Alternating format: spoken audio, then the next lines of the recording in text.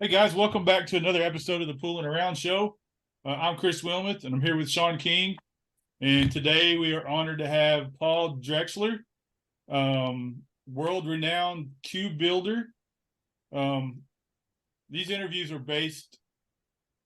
meant for you to get to know the people, and how they become about the business that they're in right now.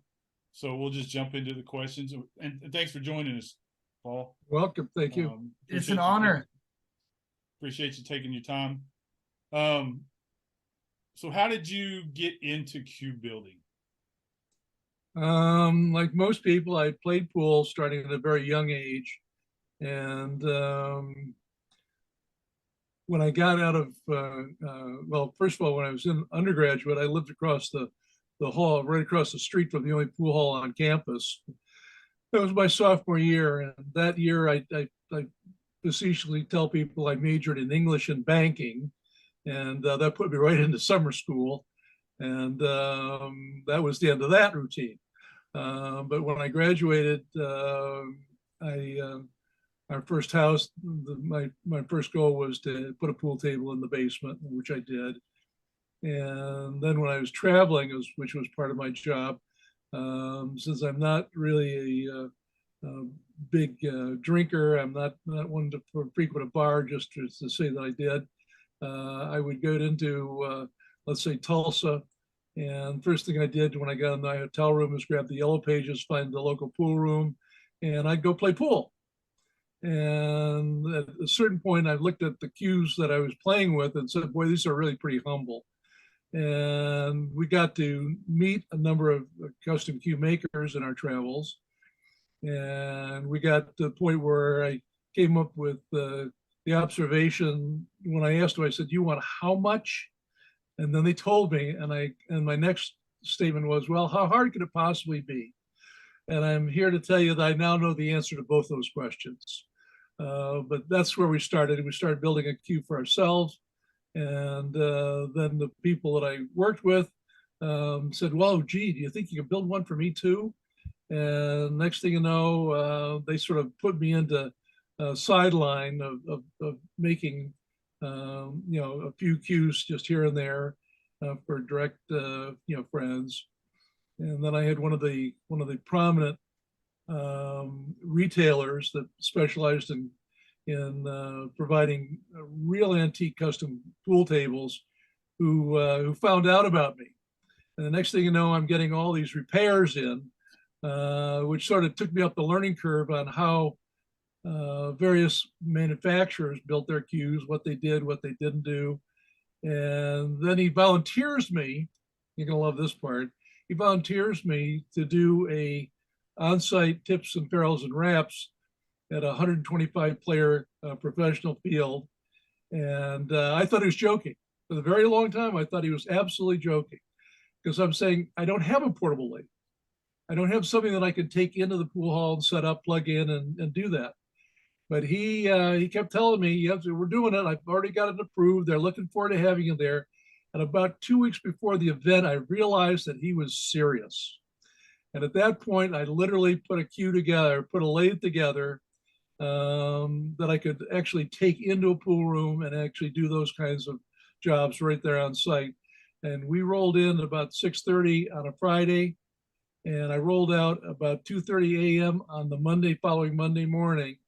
And I made enough money that weekend to make a complete mortgage payment, pay for all of the lathe that I just built, all the machinery, sundry things, all the equipment, the linen, the tips, all the ferrules. And when I got all done with that, I still had $500 cash in my pocket. I said, boy, this is not a bad thing. This could be we could have a real interesting future just doing these type of events. And following that, a little further down the road, we started doing all the 2-day events throughout New York, New England, down as far as Elizabeth, New Jersey, all the way up into Canada, up into Montreal and Quebec, Toronto, and out as far as Syracuse, New York. And did you keep your day job? I'm sorry? Did you keep your day job? I did for a very long time. I still had the day job, which was really part of the problem because after coming back at 2 o'clock in the morning, we'd go into work, at 9 a.m. on Monday. But boy, I'll tell you what, we weren't functioning very well. It took me about 3 days to recover from the experience. And after about 2 years of doing that on a truly part-time basis, I finally said, okay, that's enough of that. And we started making cues on a full-time basis. What year was that? It was 1989. We had been doing it part-time in 87. And so for about 2 years, we did all the 2-day events. And it was fun. It was a great way to know the pool room owners, a great way to meet many of the good players in the area. A good way to meet a bunch of the professional players as well, who were attracted to some of the larger tournaments. Chris, you got another one? So do you still have the first cue you built? The short answer is no. I took a very high grade piece of an exceptionally nice piece of bird's eye maple, and I cut 6 solid ebony points in it. And the cue played okay. I have no complaints about that. And when I started showing it to a couple of people, they said, wow, Paul, this is really pretty nice, but the tips of the points don't line up. And I thought about that. I said, well, nobody ever told me that they all had to be the same length. They just told me that they had to have 6 points. So I started looking at what I had created, and I go like, well, this is really not how I want to be represented in the marketplace. And so first thing we did is we took the wrap off it. And then I had people say, well, if you rewrap it, I'll buy it. And then I pulled the joint pin off of it, took the bumper out. They still wanted to buy it. Say, well, if you replace these items, we'd be interested. So finally, make a long story short, I finally got to the point where I just took it to the bandsaw and I cut it up. I did not want to be reminded of how very, very humble my beginning was, and how I guess ill-informed I was in terms of some of the subtleties of cue making. But we learned real fast. You still make mistakes? Right. I think it's part of the learning process. We try to minimize the mistakes we make, but there's no faster teacher than making a mistake and figuring out how to fix it. And that's something else that we got really good at, unfortunately. To this day, I get a lot of work that comes my way because I have the skill set to fix some of the things and the equipment to do it with that are specific to those types of operations, especially when it comes to some of the more notable antique cues and cues that were put together by some of our deceased cue makers. And there's nobody around to really sort of keep those cues in circulation unless somebody in my position steps up. Great answer, Chris. So you could have had that first cue, though, could have been your first cue in the Cue Builders Hall of Fame. That cue was destined for making a very nice fire to roast marshmallows with. It served its function well in that regard. But in the same token, I'll share with you, when Victor Stein put together the very first billiard encyclopedia, and I had 2 cues that were in that first edition. And I said, well, these are okay. But by the time Victor got around to producing the 3rd edition, for which he actually charged to be in the book for the first time, the 1st edition, 2nd edition, the cue makers were not charged. They were put in that publication at no expense to them whatsoever, other than providing images of the cue that could be print worthy. So when we got around to the 3rd edition, which cost us $1,000 per page, and we had 3 pages in there. And I said, okay, now I can put in something that I think is representative of the kind of work that we want to be recognized for. So I had no problem in stepping up and handing $3,000 to Victor for just that reason. I thought it was money well invested. Let me put it that way. Did you take pictures of all your cues of the past? a good number of cues got out of here with no pictures, unfortunately. There's some pictures of cues that I have that will, outside of being here in my shop, will probably not be seen, only because my working relationship with people like the Sultan of Brunei and his brother Prince Jeffrey were such that they precluded me from using any of the images of their cues that I built for them, specifically for them, in any manner, outside of my own personal use here in my shop. So That's pretty unique. We couldn't put them in Billiard Digest, couldn't put them in any of the magazines, couldn't put them online. Oh man, but I bet you're proud of them. There's a couple that I would welcome having back, and there's a couple that I'm very, very I guess attached to in a real way. Some of them represented a lot of what I found most exciting about making cues. I made cues for Prince Jeffrey that was polo ponies and riders. Actually, it was for his brother, the Sultan of Brunei, and I had a picture of Sultan of Brunei standing next to then was Prince Charles, now King Charles of England, in polo garb with the polo field behind them. And that cue featured 4 polo ponies and riders that were all individually engraved. And it was the last cue that we did on the manual pantograph. And I still have all of the pattern plates that were used to create that cue and those images on that cue. So I have a real, I guess, emotional attachment to that. And unfortunately, even after I approached them to allow me to use those images in an article that was going to be written by the West Palm Beach Polo Club commemorating their 50th anniversary, they said, no, fastest way not to have it copied is not to have any know what it looks like. And I really couldn't argue with that. So for better or worse, that's what happened. I had a good question that just came to mind. Normally, and for the rest of time, we interview pool players, and we get to talk about their achievements, ones that they're the most proud of or that are the most memorable. But with cue makers, you guys have won a bunch of awards, and some of them not everyone even knows what they mean or how you earned that award or that place or that spot.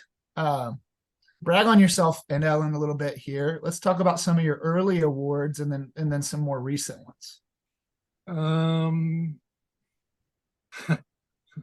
You really put me on the spot here. Thank you. You got to talk about yourself. You're so humble, man. Come on. I guess a number of the significant awards came from recognition in some of the magazines, being on the cover. I was on the cover of the Blue Book of Pool Cues. We built a very nice cue that commemorated the movie The Hustler with Paul Newman. That cue bore his signature. That went to charitable auction that benefited the Hole in the Wall Gang Camp here in Ashford, Connecticut, which Paul Newman started. So we some of the awards I think were more meaningful than others. The awards that came our way in recognition, both through the internet and some of the events that we went to, the International Cue Collectors Society, now being run by Will Prout. He created an award called the Trailblazers Award for notable cue makers who had made significant contributions over a significant period of time and had a meaningful position in our industry. And I was one of the first 3 people that was awarded that, along with Ernie Gutierrez of Gina Q, Richard Black, of course, and myself. And I thought that was probably a real high point of our career. And then, of course, being inducted in the International Cue Makers Hall of Fame, and then most recently into the American Cue Makers Hall of Fame. And I think that was, I guess it was recognition of not only the work that I am part of, but also the contributions that my wife has made, because she is a very meaningful and real part of our success. In fact, when they asked me how I wanted that award to be presented, I told him it should be Paul and Ellen Drexler, because I didn't get here by myself. Trust me, I didn't. So I'm sure some people know, especially ones that have already purchased cues from you and Ellen, that she does quite a bit of the work, and I want you to go into detail of, what she actually does on these cues. And I know the answer that you're going to give, but you got to share that what she does. She should get, a best wife award, best business partner. All of that. But I'm talking about the actual work that she does on the. I have a sign on my door. I'll share it with you. Let's see if I can pull it off here quickly. Oh.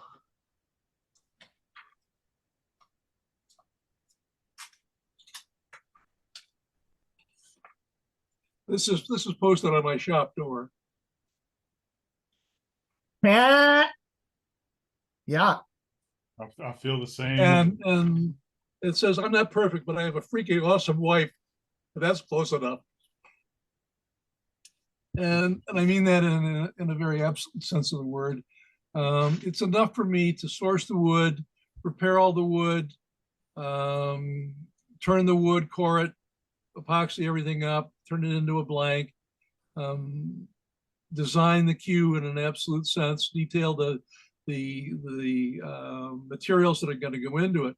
But then I sit down with Alan, we talk about the scaling, and once she has all that information, it's all on her. She taught herself to program in Mastercam. She's extremely good at it.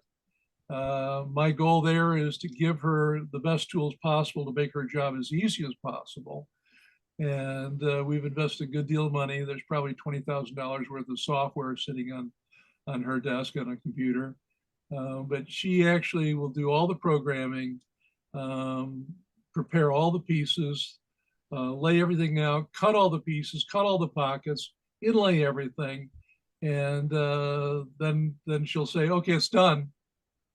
And if I go in there and try and observe while all this is going on, she just told me point blank, she says, go away, you're hovering.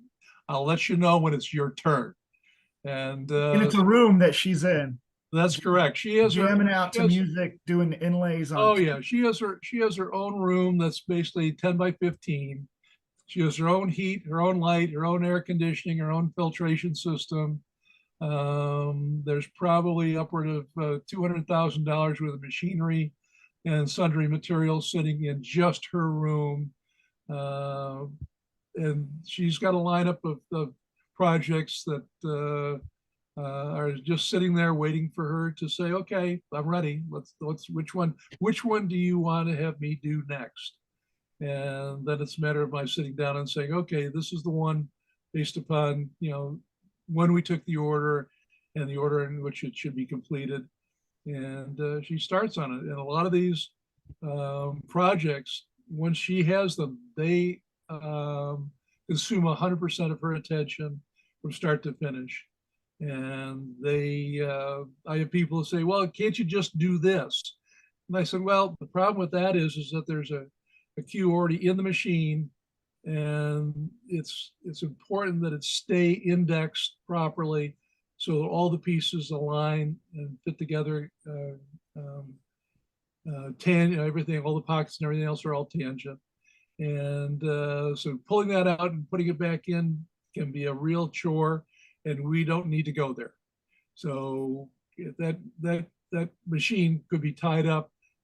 We had one project that was 10 months, one cue. I'd say he found a champion wife and partner. I was very fortunate. My wife, bless her heart, is a student I never was. She graduated State University of New York at Albany from in degree in psychology. But she graduated Phi Beta Kappa, summa cum laude, member of the National Honor Society. She performed in the Albany Philharmonic as well as in the University Orchestra. And she never studied any weekend, half of her junior and all of her senior year. And I know that because I was with her. I was with her every weekend that I could get away. And So she was a really good student and really accomplished in that. I mean, the fact that she taught herself Mastercam is a perfect example. And then children, do you guys have any kids? Have two, thank you. One of which, the oldest, just got a job. So that was sort of my birthday present to me. That after graduating, we're talking about a sibling that was extremely bright. She graduated Eastern in 4 years with 2 complete degrees, a degree in psychology and a degree in computer science, and then proceeded to do nothing but play video games. And my wife finally drew the line in the sand on that one. She eventually went back to school, got her master's in sociology, and just took a position with a local hospital in the social end of the equation, dealing with people from various walks of life, all subject to substance abuse, both alcohol and drug abuse. And my youngest is in his second year of physician's assistant program up in Boston. And his school will be, it's a 3-year program, so he'll be there for another 2 years. And what's interesting is that both kids, the oldest, the social work here in Connecticut requires you to be under supervised occupation for a period of 2 years, then you're eligible to sit for the state exam. So both of my kids will get out of quote unquote their preliminaries in 2 years. And both of them will go on to making more money than I ever made my first year. And I'll tell you that by a big margin. Either one of them play pool? My youngest plays pool. We built both kids their own cues. And our youngest was very active in his undergraduate, only because the facility that his dorm college was in, they had a pool table right there in that building. So I think they enjoy playing it. But as far as wanting to be cue makers, I tell them they're smarter than that. I don't know. Mom and dad are doing pretty good these days, I heard. Well, I tell people this all the time. I said, the fastest way to make a small fortune building cues is to start with a large fortune. That's number one. And number two is that you work hard for 30 years, then you become an overnight success. So very early on, someone commented to me, he said, you got to be doing this for at least 10 years before you even think of yourself as a cue maker. And I sort of took exception to that only because of my background. I had a very strong woodworking background, thanks to my grandfather, who came to this country from Holland as a master cabinet maker, and spent all my formative years in the shop with my grandfather. And then when I went to junior high school in California, it was the beginning of the real muscle car era. And when I came back here to go to college, because I probably never would have graduated in California, the weather was too nice and the girls were too pretty. There's too many other things, good things to do besides go to class. Those pesky classes. So I built Corvettes professionally for 2.5 years. We raced 24 Hours Daytona. We raced Laguna Seca. We raced Watkins Glen. Several of them. Are you racing the car? Oh yeah. Do you still have a Corvette? I would tell you quite honestly, I built the cars and I found out that there were people who were better drivers than I was. I was real good at building the machine and maintaining the machine, understanding what it took to get the most performance out of it. But there were some people that were much better drivers than I. Plus, they're not like 7 foot tall like you. Well, Probably, that's the other. Probably cut the weight down on the Corvette. Yeah, well, that's the other thing is that your power to weight ratio is a lot better with some of these younger drivers, smaller drivers. It's like a jockey. Yeah, exactly. So now I know you document the cues that you build. How many of you think you've built over your lifetime? In 34 years, I calculated that I probably have built, I would say on average, probably about 30 a year. So there's probably between 1,000 and 1,200 cues at the most out there. And that's of all flavors. That's from the very simplest, Merry Widow or Sneaky Pete, up to cues that are five figures. So when you first started and started selling cues and people were taking or ordering from you, what did your prices average when you first started building? When you started in this area, the number one, I guess, most recognizable custom cue in this area was probably made by Tim Scruggs. And Tim was selling cues at that point when I first got started. His cues were probably in the 1,000 or 1,200 for the entry level cues. And for me to be competitive, I was probably half that. I was probably the $600 or $700 range at the most when I first got started. Has things changed? Well, we're right back to you work hard for 30 years, then you become an overnight success. But I had pretty well, when I first started making cues, I had looked at cues that I had seen. They were what's called marquetry cues. They were not just points and diamonds and dots and simple inlays.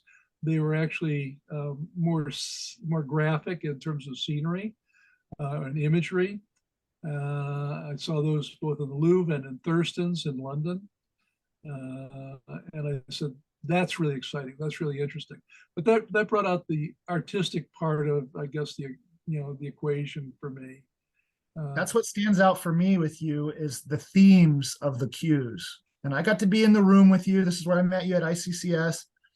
And you'd only had a few cues there on display. But then I went to the website and looked at all these cues. And the mermaid themed cue, all of them, they all have this thing that no other cue is going to ever have. It's a standalone piece of art. Well, that's my one.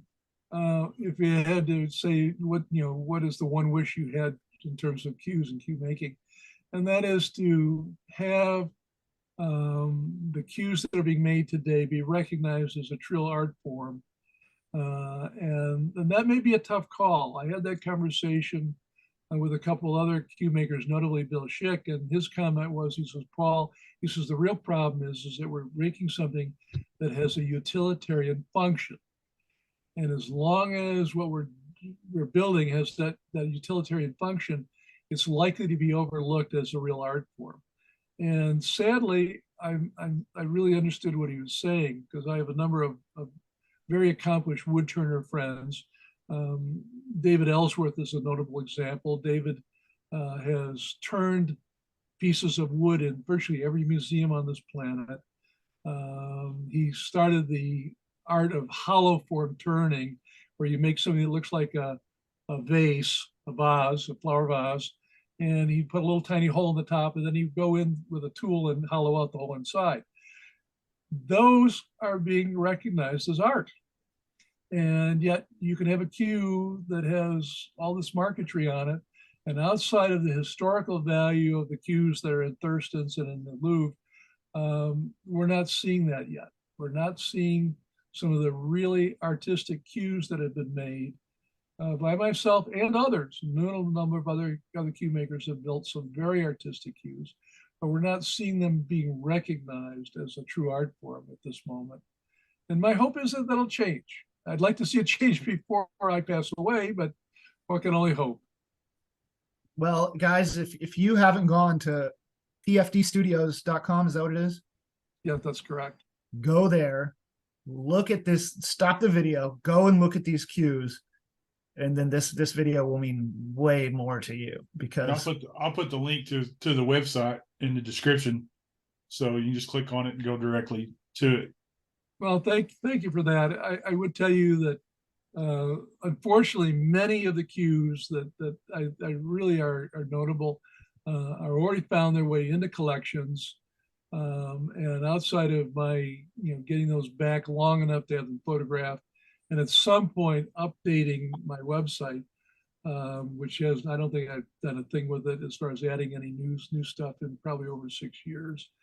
And my thoughts about that is almost a double-edged sword. If I go in and really spend money to time to update the website, I'm going to attract more people to me and to what we do, and my list of people and the time frame in which to build them is going to get much longer.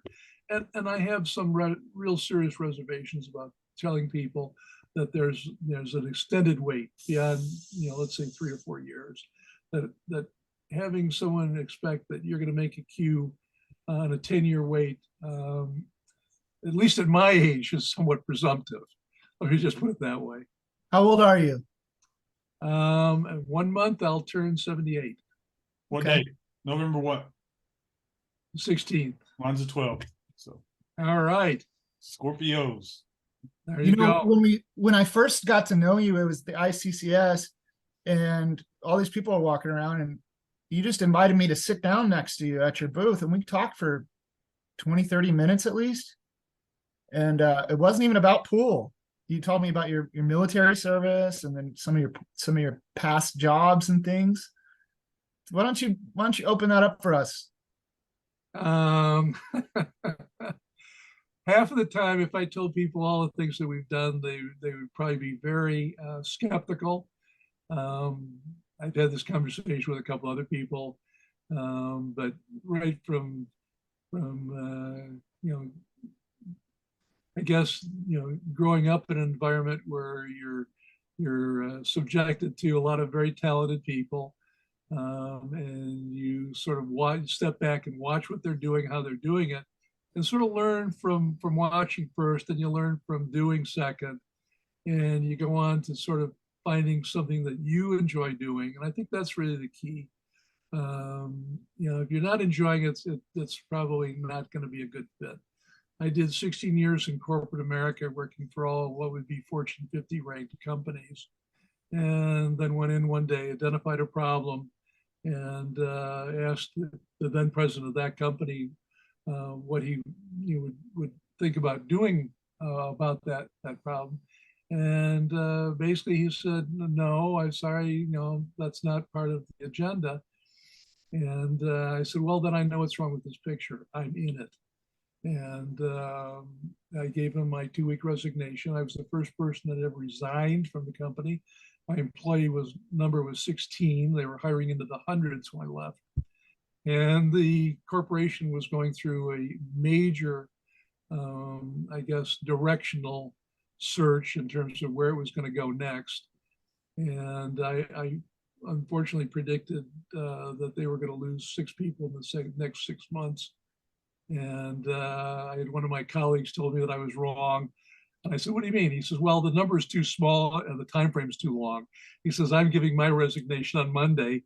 There's 2 people that are writing our technical manuals, and they've accepted 2 jobs. So there's 3 people that are going to leave in the next week.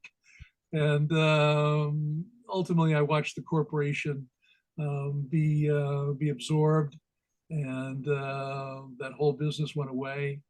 I had the then chairman of the board call me after I had left, and he had seen a TV article that was done on PBS that featured people here in New England, craft people here in New England, of which I was had a part of. And he acknowledged that. He says, we enjoyed having you. He says, I'm sorry it didn't work out for you. He says, but I'm really pleased to see that you found something that you really do enjoy. And I think that's really a big part of it. If you're not happy and you're not enjoying it, you're probably not going to be very good at it for very long, number one. And this business is not a 9-to-5 job. It just isn't. And that's a reality that a lot of people have yet to embrace, unfortunately.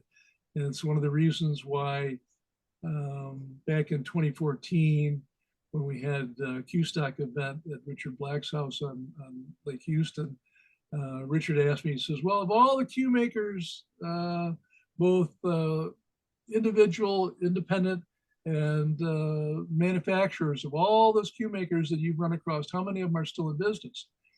And I went back through my Rolodex and I found out that the fallout was 50%. Half of the people that I had come in contact with to that moment in time, half of them were gone. That they'd all moved on to something else, which I think is somewhat telling. Was that the last time you worked for the other guy? I don't know what do you mean by other guy? Well, when you resigned and left corporate America, Oh did yeah, you that was have the, another that was job with somebody else, or did you just begin working? no, that was my last corporate job. That's what I mean by That, working for the other guy. yeah, For the man. at that point, I had already invested a good deal of time, and I was fortunate that one of my neighbors, a good friend, had a very complete machine shop about 50 minutes away from us up in Glastonbury, Connecticut. And he invited me. He says, I send my employees home at about 3:45. He says, you're welcome to come in after that and use our equipment as long as you clean up. He says, I don't want to see a scrap of wood or a bit of sawdust anywhere when you leave. And I did that, working out of his shop for about, I'm going to guess, probably about 18 months. And he turned around one day and he says, he says, you're here at 4 o'clock every afternoon and you're going home with me at 6:30 at night. And if I go in on Saturday, you're here on Saturday. And heaven help me if I'm here on Sunday, you're here on Sunday. He says, you want to be here more hours than I do. He says, so we're going to have to get you your own equipment. And I went from 1 to 2 to 3 lathes, bandsaw, milling machine, and a whole bunch of other stuff in 18 months. I put the whole shop together, and that was I guess the real turning point is sort of when he I don't want to say he kicked me out, but he encouraged me to become more independent. And we've spent from that moment on, we've spent the next 30 years just moving toward better equipment, more precise equipment, and just reinvesting everything we make to make sure that we're building a top quality product. What a great deal for you to get your start there. I mean, what a nice offer. I was very fortunate that not only that, but a gentleman named Paul Costain, who went on to become a 51% owner of Predator Q's, was also very gracious in helping me get started and encouraging me. And he says, well, if you can't afford the very best at day one, he says, don't lose sight of what the best looks like and keep moving in that direction. And he was very, very instrumental in I guess in pushing me in that direction and also supporting me in a lot of other ways. So I thank him for that immensely. And if anything, I attribute a good portion of my success as far as understanding the machinery directly to him. So are you gonna build queues until you can't? Yeah, my wife said that. She says, when first of all, she says, are we done buying wood yet? And my response used to be, am I dead yet? And we got over that to the point now where I doubt I'll outlive my wood supply. So you can see a little bit over my shoulder. There's a rack there that's about 7 foot high. That's all wire rack. There's 2 sections that are about 8 foot long. And that represents a good portion of just the raw wood that's here in my shop. But there is upward of over 400 assembled blanks in my shop that I'd love to have time to get to, but we're so busy fulfilling the existing orders that my goal is over the next 2.5 to 3 years that we'll catch up on all the queues that we've committed to build, and that I'll then take down some of those 400 blanks and we'll start working on those. But basically, I tell them, I said I get to be 90. I said that'll be a good run. 90 is a good number, and at that point, I think my wife, who's significantly younger, will be only too happy to concur that it's time enough, and she's put in enough time. But I give her a lot of flexibility in terms of the hours she puts in and when she puts them in. But she contributes immensely. And much more so than some days, much more so than I expect.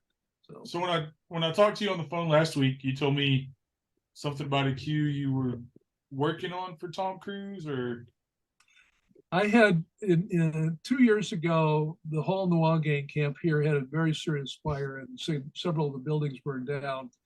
And I had gone through a couple of different channels to try and get in touch with Tom Cruise, with the thought being that much like we did with Paul Newman, we build a commemorative cue for The Color of Money. And that cue would bear his signature, and we would present that cue to the Hole in the Wall Gang camp and offer that for charitable auction.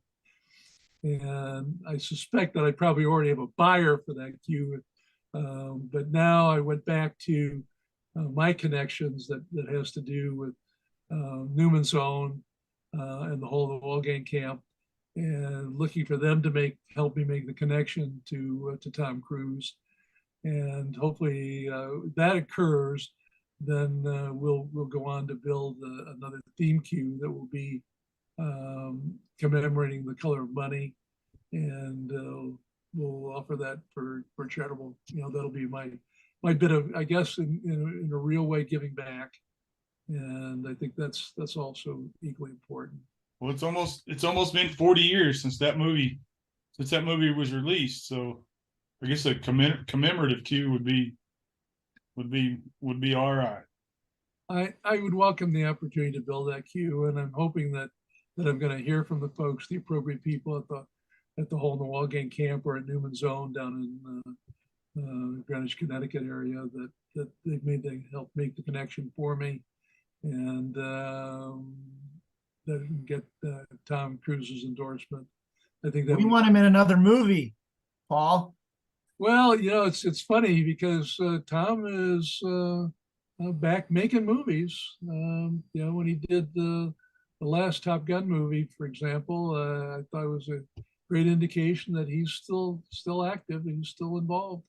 So it would be a welcome project. He's got to play Paul Newman's role and be the backer, or the older guy. Wouldn't that be special? Yeah. So Martin Scorsese, if you're watching this, Of course he is. It's time for part 3. Absolutely. That would be a great thing. It really would.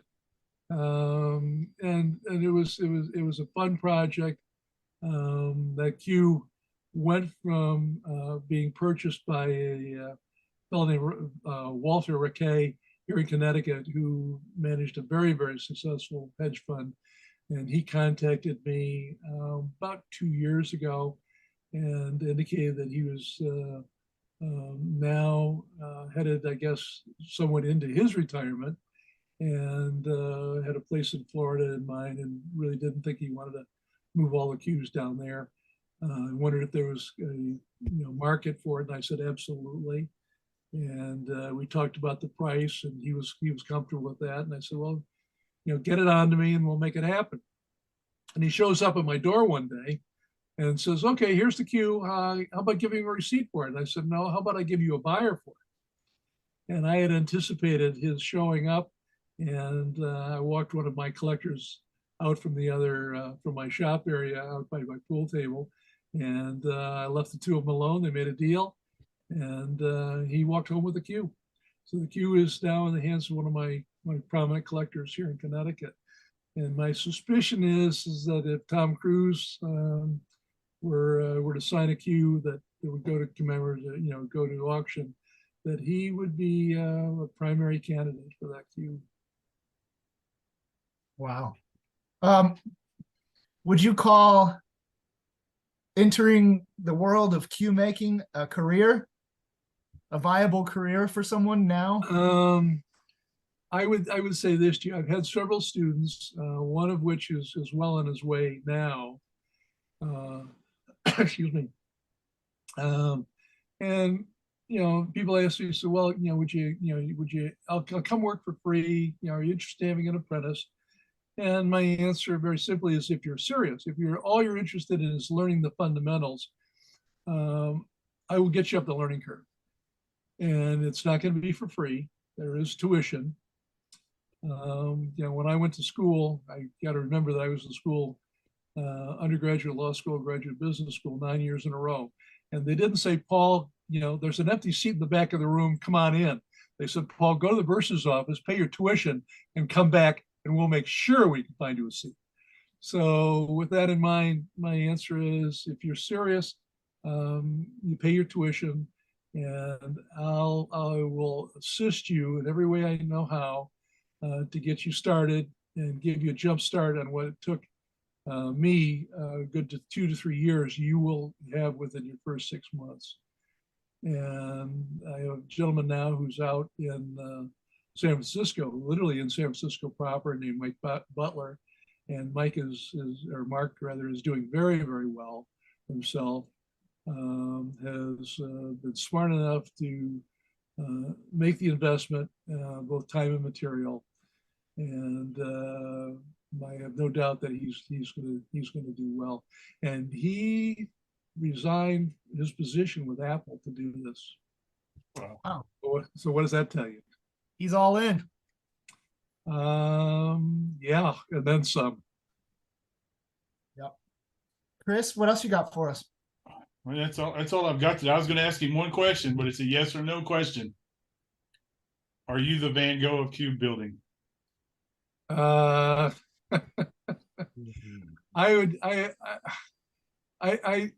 politely tell people, I said, I'm probably the most academically overeducated person alive today making cues.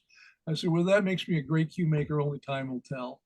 I had someone who I think put it best when he says, it's not how good your cues look today, it's how good they look 40 years from today. And I buy into that totally. I'm always delighted to see some of my earlier cues come back to be refinished. Some of the very, very first cues sold in this area, I have yet to see any of them. Like the first, maybe 20 or 30 cues that should be here somewhere in Connecticut. I can guess where a couple of them are, only because I know the individual who has them. But as far as seeing them being offered for sale or coming back to me to be refinished, not so much. So to answer your question, I really don't know how to answer that in an absolute sense. I'll answer it. Yes. Yes. He is. Um, And then the work speaks for itself. Just look at the work. Well, thank you. I appreciate the you're saying so. I appreciate all the kind words. I go to, people say, well, when are you there? We want you to do something. We want a tip or a ferrule or a rewrap. And I tell my son, I'm here except when I'm not. And to me, it's a 7-day-a-week job to a greater or lesser extent. There was a time in which I had my corporate position, which was, arguably 8 hours a day, and then I spent another 8 to 12 hours a day making cues. So when you start adding up the numbers, you're going like, that's 20 hours a day. How many days in a row can you do that?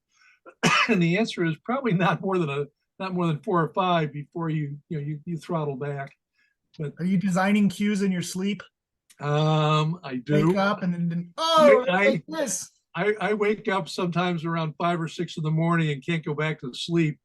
And just thinking about what I'm doing, what I need to be doing, what I haven't done that needs my attention first thing when I do get up. And so we're typically in front of the computer answering all my emails and checking on things that we've ordered and things we've committed to do. Between 8 and 9, and then by 9 o'clock I'm full out in the shop. We need a cue with this design. Not a problem. We gotta wait till we start making money at this.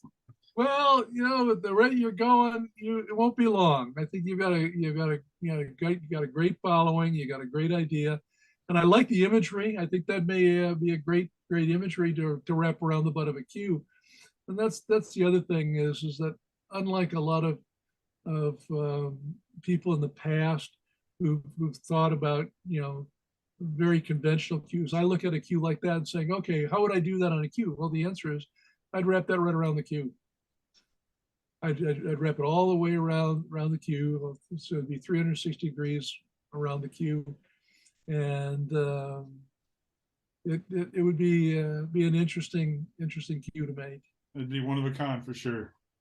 Well, that's the other thing is that I get bored easily. So doing diamonds and dots and just straight points and veneers is not real exciting for me. I got coerced, if you will, into doing some anniversary cues for two reasons. Number one is I had a number of my dealers overseas say it's really hard representing you, Paul, because we really don't know how to categorize your work because you do so many different things, and we can't put a handle on what you're doing, and we can't really identify a price value, work value, pigeonhole to put you in. So with some of that in mind, we created, a 10th anniversary, and I probably actually did make 10 and a couple artist proofs, and it was mostly to show, here's what I do, and here's the value and the amount of money that it takes to do that at this particular moment in time. And then we made a 15th anniversary, and I don't think we made 15 in total that year. And then the 20th anniversary we did 10. For the 25th anniversary, we did 5. For the 30th anniversary, we did 3. And the prices obviously reflected how the number of cues, the fewer number of cues. The 30th anniversary cues were $30,000 each, and they had just that amount of work in it. The cue that we built most recently, where we met at the ICCS event out in Oklahoma City, the butt of that cue, the normal butt of a cue weighs somewhere between 15 to maybe 15 and a half ounces. You put a 4-ounce shaft on it, now you got a 19 and a half ounce cue.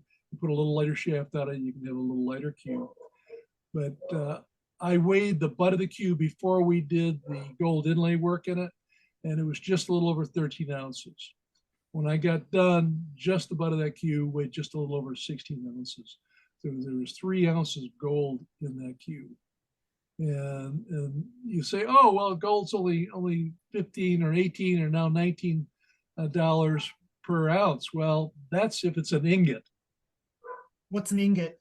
An ingot is a little bar of gold. Okay. Okay. And once you take that gold and you make it into something that's usable, meaning a tubing or a sheet, or a particular shape, bezel wire, round wire, for example, you can triple the value of that gold depending on exactly what shape you're producing. Huh. So what would be an ounce of gold as an ingot, maybe for roughly $2,000, maybe $6,000 for that same ounce when it's made into a shape that you can actually use in constructing a cue or doing an inlay panel in a cue. Well, when you're not working with gold, what other materials do you work with that are like that? There's a lot of I'm fortunate that a major company called Mazecraft is here, and they're a major supplier of material to the knife industry predominantly. And they do a reconstituted stone that looks very much like you would expect to see turquoise or malachite or some of the other semi-precious gemstones. And they are real stone, make no doubt about it. They're mixed with a polymer so that it's machinable. So that's a plus, but it gives us the value. There goes my wife. Hey, Walking out a picture, wave, there you go, and my dog. That's Theo. So I have those at my disposal. There's I've used a lot of silver. We've got a couple cues going on here with some brass ring work in them. So there's virtually all the materials that you might expect.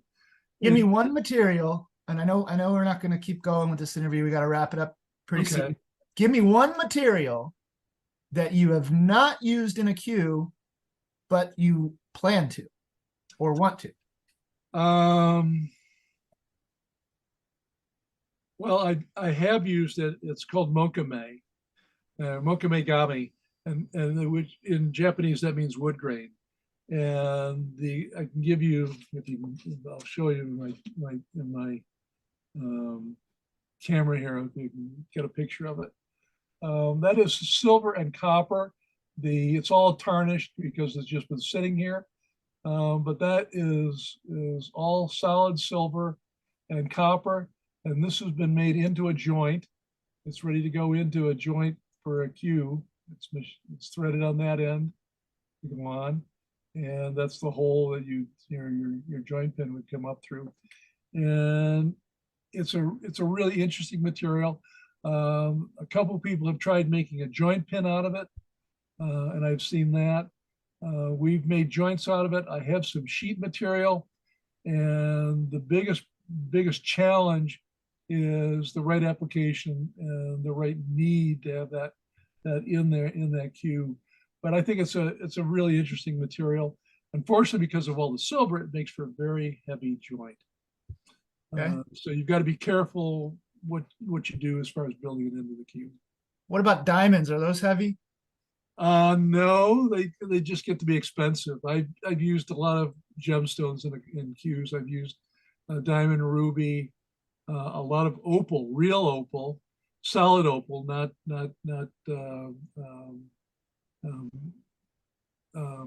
I guess there's a word for it. I can't remember the name. Where they take a very thin cut, they put a backing on it, and I've used those solid opals. I had a good friend who had obtained a lot of very nice opal right from Australia, from Lightning Ridge, and I've got some really nice material as a result. I've got some solid green opal that eventually I'll build into a really nice cue. But this is one of those things where somebody has a material that they want to try building into a cue. We'll indulge them to some extent. I've had a couple people ask me about taking some fossilized material, and the only problem there is that you're dealing with something that is basically glass, and it requires a whole different machining character, set of tools. You're dealing with diamond wheels and a great deal of time, not only cutting it to size and shape and polishing it. And we've done a little bit of that with some real malachite and some lapis that went into some cues that went overseas. And for them, it was not a matter of money. So it was a matter of, this is what they want, and they're prepared to pay for it. So we try to. What do you think of a cue? What do you think of a cue, Paul? We maybe themed the money cue, but like rare coins and bills and things. Can that go into? A couple of people had built plastic windows in the butt of the cue and then wrapped like a $50 bill in there, with the idea that they would bet that amount of money on the cue in a match. I have a couple of pieces of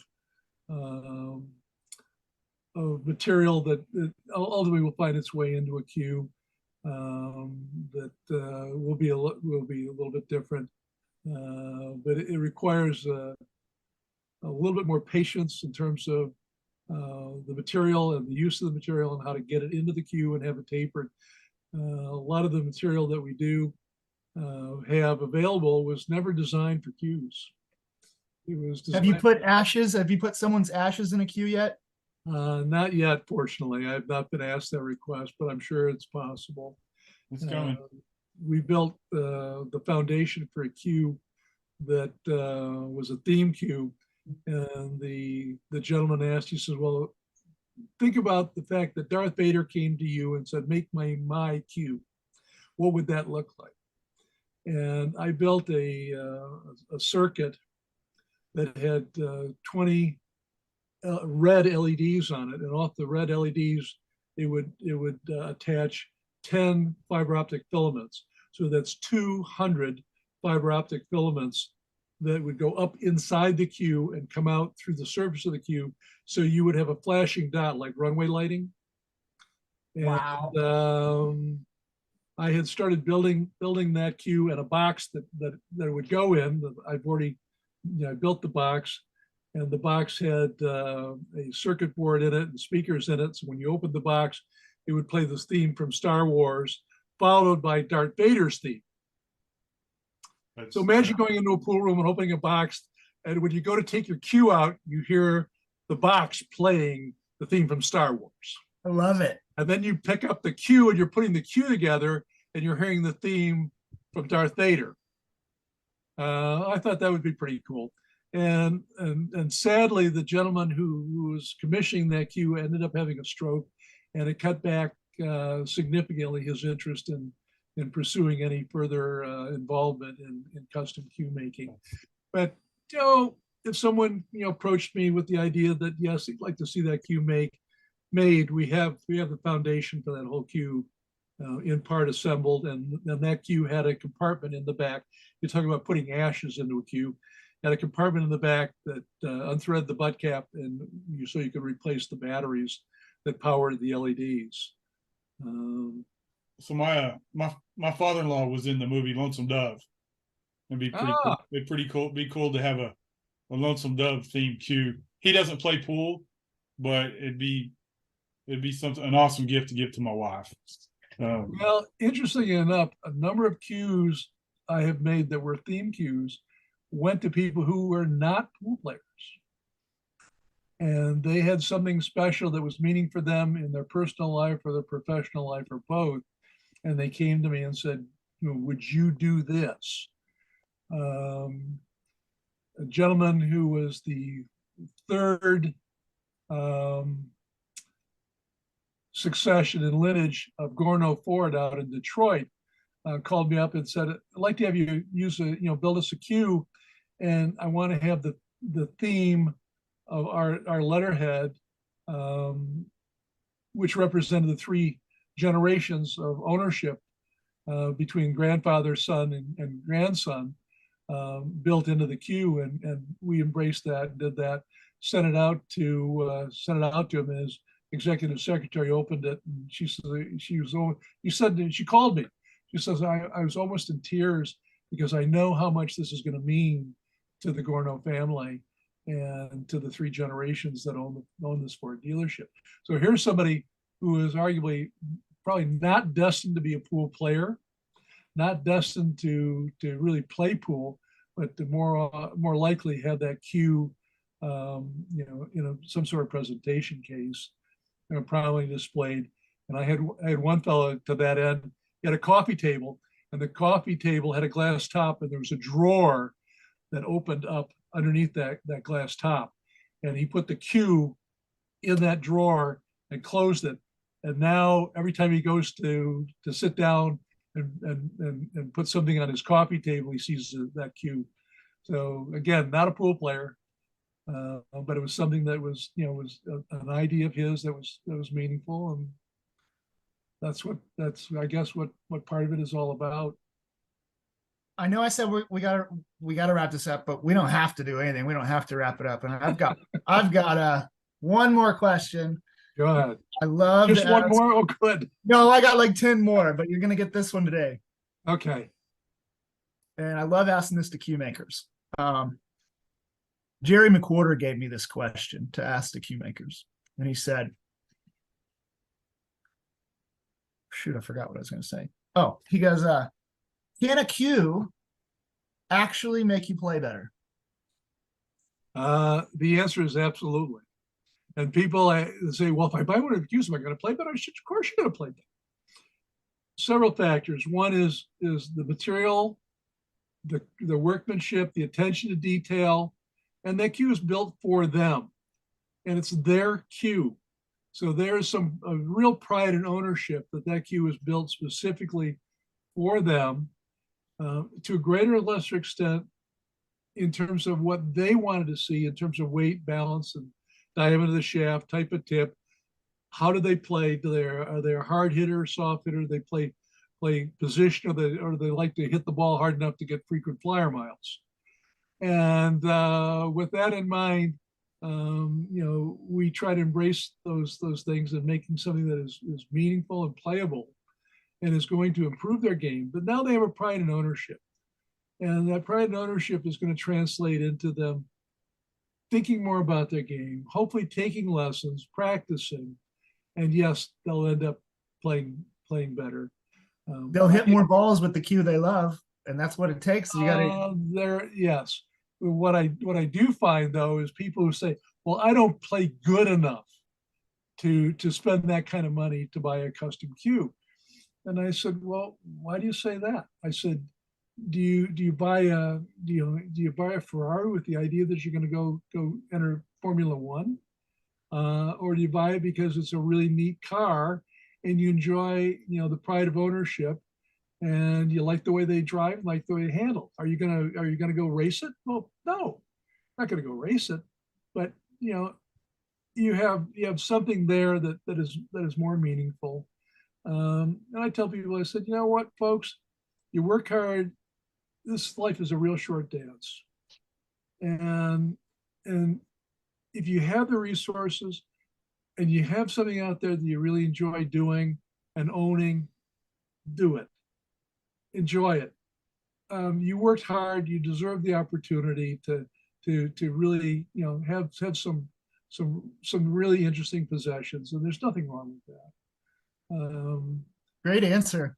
I see way too many people that it's all about accumulation of wealth, and when they get all done, they really haven't enjoyed much.